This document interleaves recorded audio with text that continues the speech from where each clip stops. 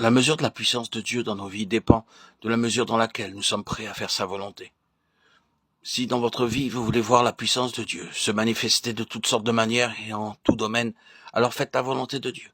Ce n'est pas en voyant des miracles ou en ayant des visions et des songes que nous pourrons croître spirituellement et voir la puissance de Dieu se manifester. Ce n'est qu'en entendant sa voix et en faisant sa volonté jour après jour. Vous entendrez une voix derrière vous qui dira « Voici le chemin, marchez-y ». C'est ainsi que la puissance de Dieu se manifestera. Jézabel envoya un messager à Élie pour lui dire que les dieux me traitent dans toute leur rigueur. Si demain à 7 heures, je ne fais pas de ta vie ce que tu as fait de la vie de chacun d'eux. Élie, voyant cela, se leva et s'en alla pour sauver sa vie. Il arriva à Beersheba, qui appartient à Juda, et il y laissa son serviteur.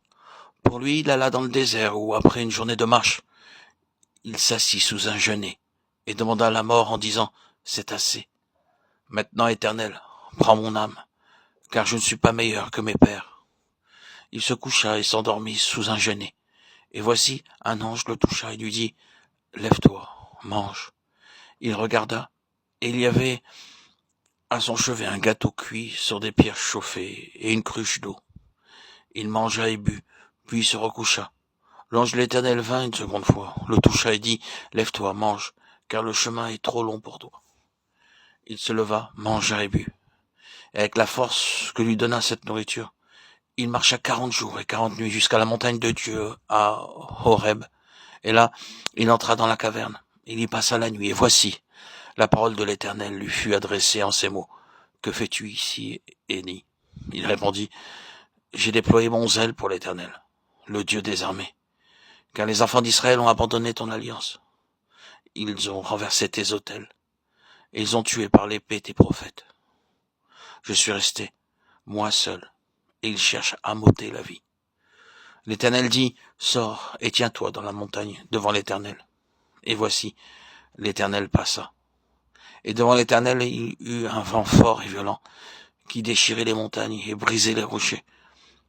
L'Éternel n'était pas dans le vent. Et après le vent, ce fut un tremblement de terre. L'Éternel n'était pas dans le tremblement de terre. Et après le tremblement de terre, un feu. L'Éternel n'était pas dans le feu. Et après le feu, un murmure doux et léger. Un roi.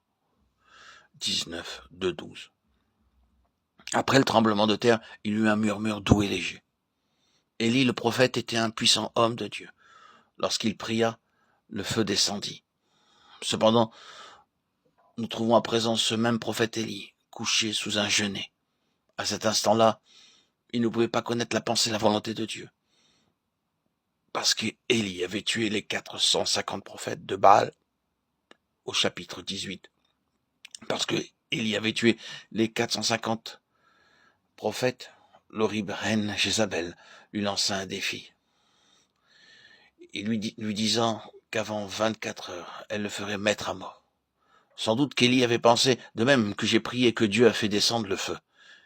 Il devrait de la même façon faire tomber le feu sur Jézabel pour la punir, car elle est si méchante. Pourtant, aucun feu ne descendit.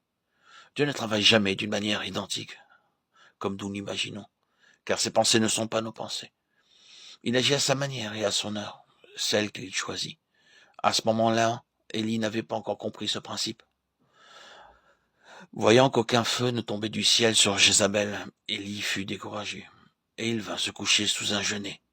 Il voulut alors se débarrasser de sa vie, disant à Dieu, « Je ne veux plus être prophète.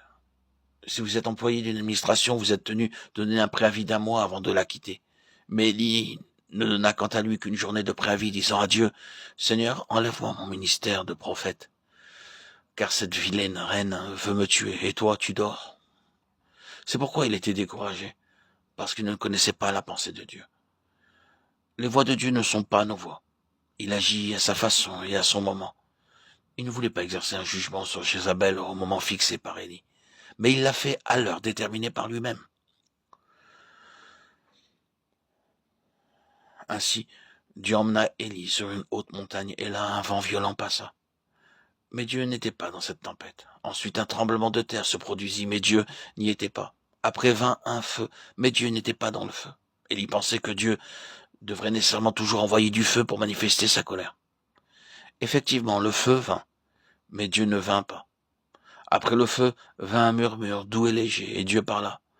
Élie, je ne dors pas. Je connais mon métier, mais mes voies ne sont pas tes voies. Je ne vais pas mettre à mort Jézabel à ta façon et selon tes moyens. Alors Dieu lui révéla son plan céleste pour les années à venir.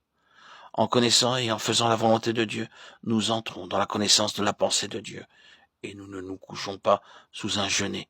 Beaucoup de chrétiens se couchent sous des genêts. Ils ont le visage triste, défait, frustré, et ceci parce que Dieu n'agit pas de la façon qu'il voudrait. En connaissant la pensée de Dieu, nous n'avons pas de chagrin ni de crainte, et nous n'avons pas non plus de doute.